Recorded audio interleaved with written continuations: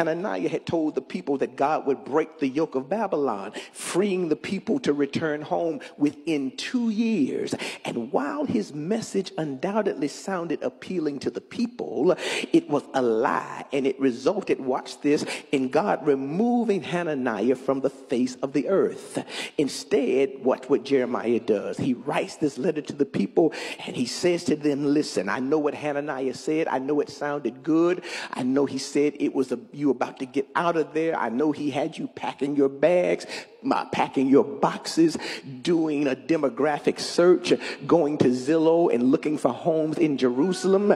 But I need you to understand that you're going to be in Babylon for at least another 70 years. And he says to them, since you're going to be there, I'm talking, since you're going to be there, he tells them to do 3 things. He says 4 even. He says that number 1, y'all ought to settle down, build houses, marry, and pray for the prosperity of the city in which you find yourselves. My brothers and my sisters, isn't it amazing that in Jeremiah's day, it's like it is in our day? And here's how it is. Y'all want to know how it is? It's amazing that we live in a time when the people of God prefer sympathy over prophecy.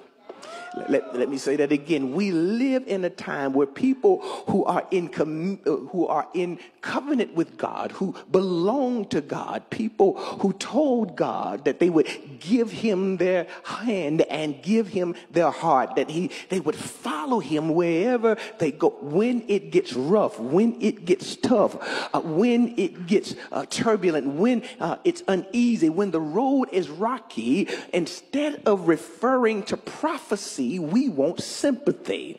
I'm going to talk whether y'all want me to or not. That is to say, we would be rather be comforted by being told what we want to hear versus being confronted by what we need to hear, so that we can make ourselves ready for that which God has already prepared for us. We prefer sympathy over prophecy. We prefer sympathy because sympathy does not confront us.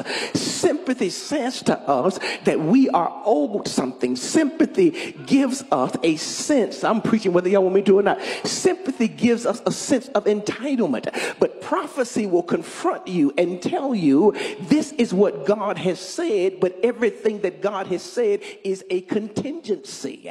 In other words, if you ain't ready for it, God ain't gonna give it to you.